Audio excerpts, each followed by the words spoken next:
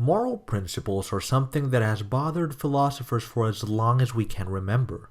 There has been an endless debate over the possible validity of different theories, and today we are going to question a central assumption that has been taken for granted in this timeless debate.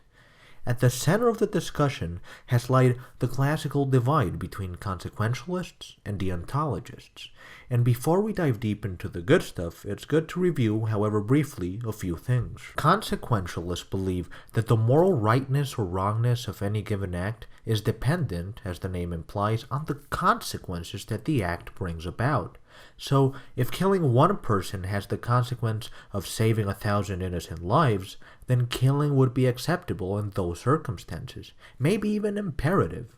On the other hand, if you're in a situation where killing someone will only bring about the consequence of unnecessary harm, both to the person being killed, obviously, and those around him, then it would be considered unacceptable to kill that person. Consequentialists guide their moral outlook by one primary overarching principle, and it's the following. The way we judge a moral act is dependent on the consequences that act produces. In contrast, deontologists belong to a rather different camp in the debate over morality. They believe that there are absolute universal moral rules that ought to be followed regardless of their consequences. So they would say that killing is equally wrong in all situations, whether that somehow ends up saving your lovely grandma from a criminal, or on the other hand, bringing about unnecessary suffering to the world. It would be equally wrong in both cases to kill. Much like consequentialists, deontologists guide their moral perspective by a central principle, and it's the following.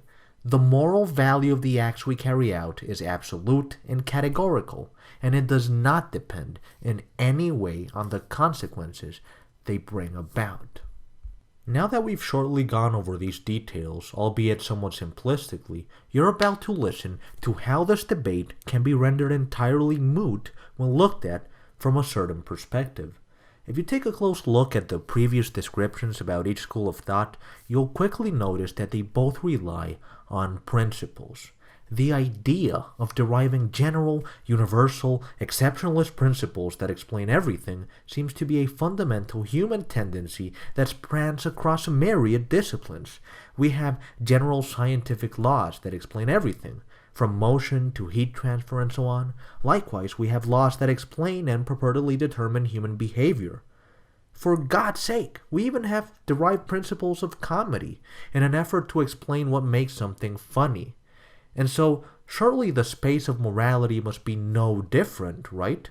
Surely we must, like in most other areas of life, be able to derive universal and general principles that explain and determine our ethical judgments, right? Or is this an assumption that we are perhaps taking for granted? Could it perhaps be that morality is somehow different than all the other fields of physics and human behavior and comedy? Could we be committing what philosophers tend to call a quote-unquote category mistake? Maybe we are incorrectly trying to fit morality into this category of things which can be explained through principles, when in fact it doesn't belong there. It is outside of that category.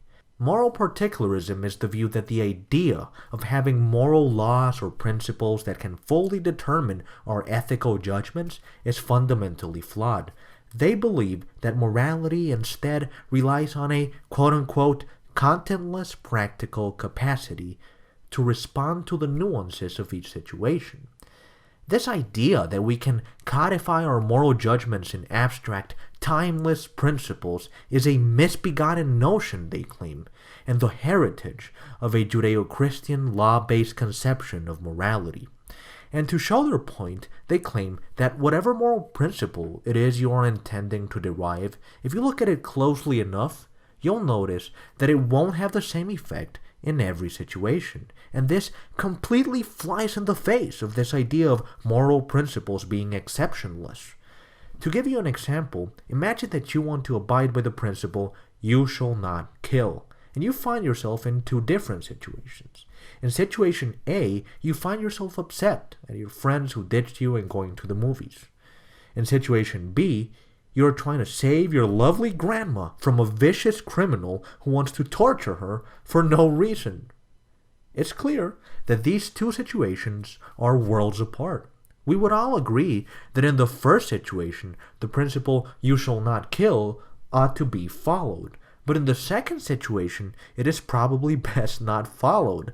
In fact, it could even be argued that it's a moral obligation of yours to outrightly break that principle. You see the problem?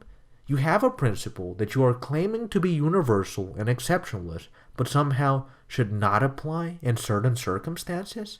General moral principles, particularists claim, are a philosophical chimera due to the fact that they have different effects depending on the situation to which they are applied. The generalists, however, don't give up on their claims so easily. They have a ready response to the particularist critique. Moral generalists grant that there is such thing as context relativity, which is this undeniable fact that the moral judgments we make obviously depend on the situation at hand.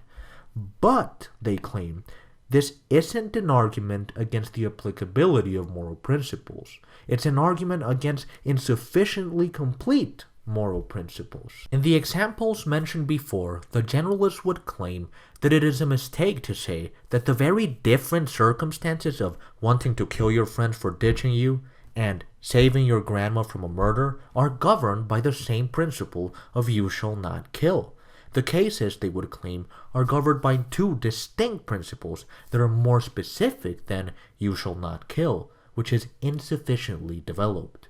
So one principle could be you shouldn't kill your friends because they didn't go to the movies with you, and an entirely different principle for the other case should be you should kill a vicious psychopath to save your grandma, say. And so, this way, you still have moral principles that do not have exceptions and are fully explanatory, but they're more specific. Not killing your friends because they ditched you is always going to apply if you find yourself in such situation.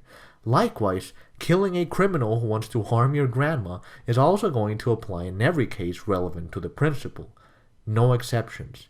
Now, the debate, of course, doesn't stop there. Particularists worry that if you really think about it, the principles don't stop at that level of specificity. If you take the case of wanting to kill your friends because they rejected your invitation to go to the movies, and suppose that, for instance, your friends were going to carry out a massacre that night, then the outcomes change again. Now it seems that you in fact should kill your friends.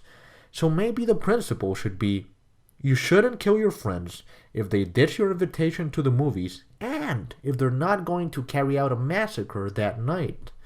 Now, the principle is even more specific, and there are many clever ways to question any given principle further and keep digging down even deeper levels of granularity. The principles, they worry, can become almost infinitely specific in a way that is not handleable by cognitively limited agents like us.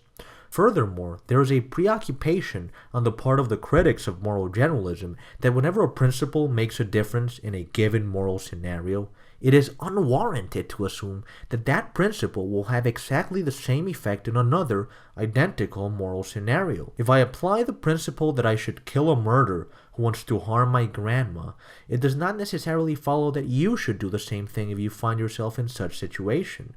They place the burden on the generalist to explain what specific component it is about moral principles that makes them apply to every case within its domain.